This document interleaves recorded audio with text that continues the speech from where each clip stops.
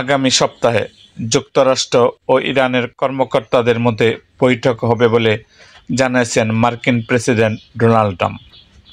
Iran ও ইসরায়েলের মধ্যে যুদ্ধের কারণে স্থগিত হওয়া সংলাপ ওই বৈঠকের মাধ্যমে পুনরায় শুরু হবে বলেও জানান তিনি।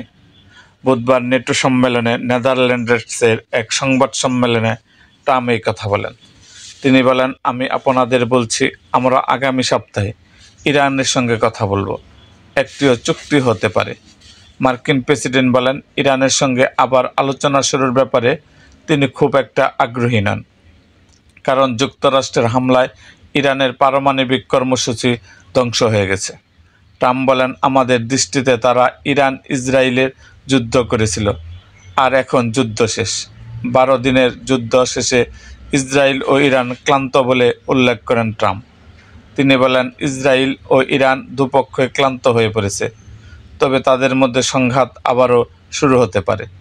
ট্রাম্প বলেন, আমি দুপক্ষের সঙ্গে কথা বলেছি, ওরা দুপক্ষই ক্লান্ত, শান্ত, কিন্তু এটা কি আবার শুরু হতে পারে? হয়তো একদিন হতে পারে, এমনকি খুব শীঘ্রই শুরু হতে পারে। এরকম আরও ভিডিও পেতে এবং রাজনৈতিক অঙ্গনের নানা ঘটনা ও ইতিহাস জানতে আমাদের মুক্তাগাছার ইতিহাস মিডিয়া ইউটিউব চ্যানেলটিকে সাবস্ক্রাইব করুন এবং পাশে থাকা বেল আইকনটি বাজিয়ে দিন।